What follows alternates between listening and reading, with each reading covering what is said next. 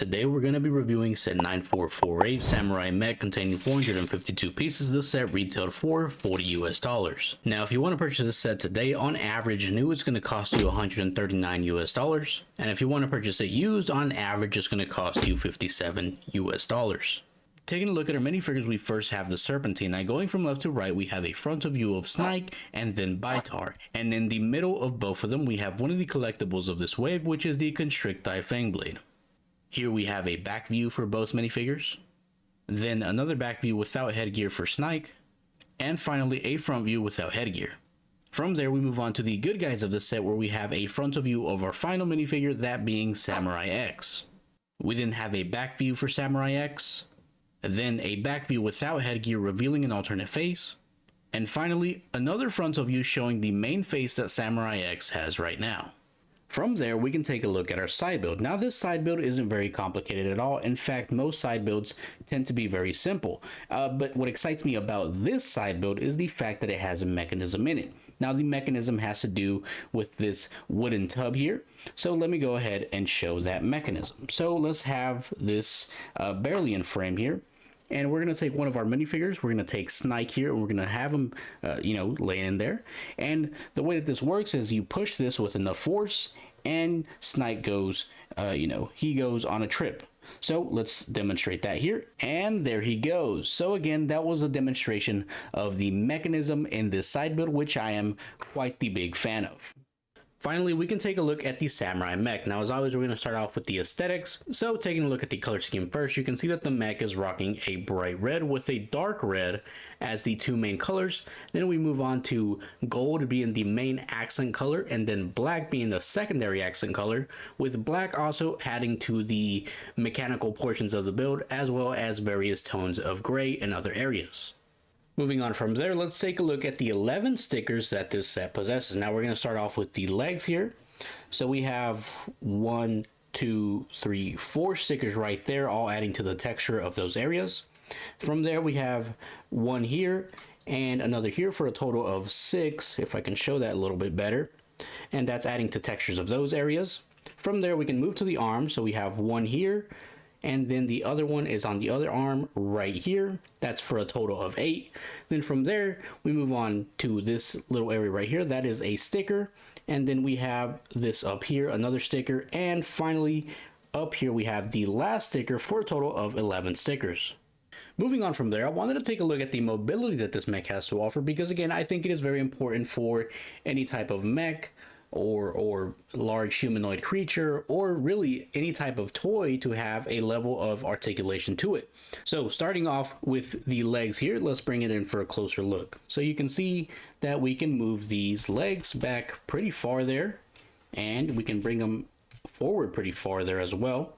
There's also the aspect of bringing them out sideways, so you can bring them up pretty far if you really wanted to, just to simulate a kick there.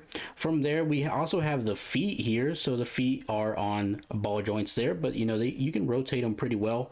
It is limited going backwards because this piece is in the way here. But it doesn't really have too many limitations going forward, except, going about that far. And then again, this piece usually goes down, so it'll block it off a little bit of extra there. Going on from there, we have these flaps here on the side. So these just rotate upwards here. So not too much mobility there, but that is fine. We also have waist mobility, which is great. I love that. From there, we have the arms. So the arms are on ball joints as well, and they have the elbow portions on ball joints here as well. So you can move them around pretty far, you can twist them, all kinds of things. So the mobility there is great in my opinion. We also have these portions right here. So these are just kind of like flaps, same thing as down here, where you can just move them up and down, and that's really it. But that's really the mobility that you get for this, and I think that that mobility in itself is pretty good to have, some playability with.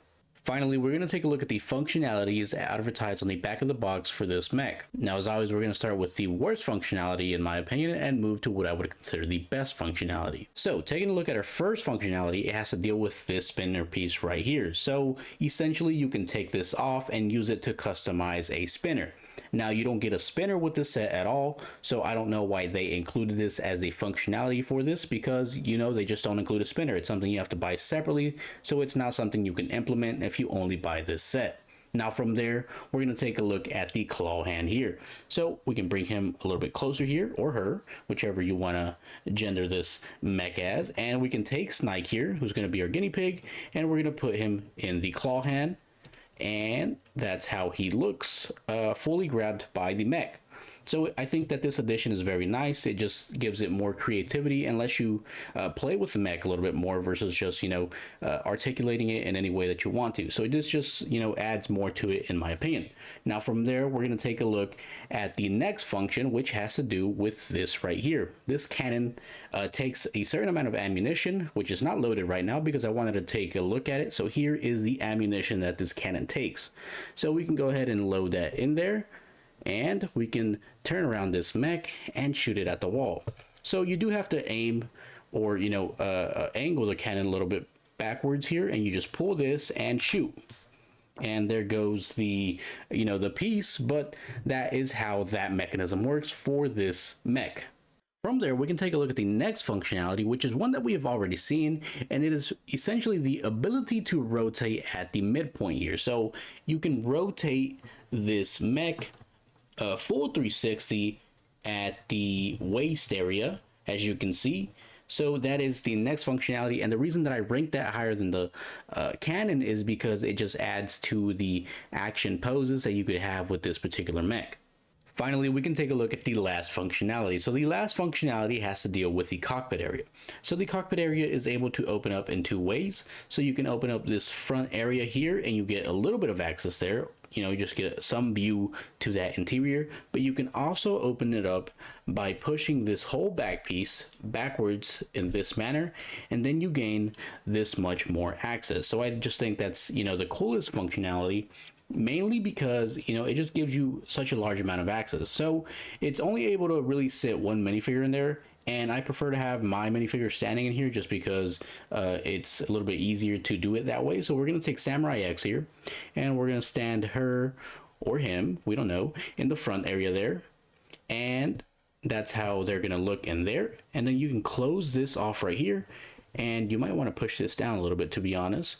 But all you have to do is, essentially push this or these clutter of pieces back this way, and then the cockpit closes. So how cool is that? And then you can always, open this flap, have your minifigure talk to other minifigures, whatever your lore for your story is, you can have it. It just adds that much more to it. And I just think that this functionality is pretty much the best one out of all the ones that we have seen today here. So again, here's everything you get in set 9448 Samurai Mech, containing 452 pieces and retailing for $40 US. Now, do I personally think that this set was worth the $40 US back in 2012? The answer is kind of. There is a couple of things that I would have loved to have seen improved in this. First, the minifigures. I would have loved to have seen at least one more minifigure. Specifically, a general here would have been nice, in my opinion. So that would have been a great addition, in my opinion. From there, the side build.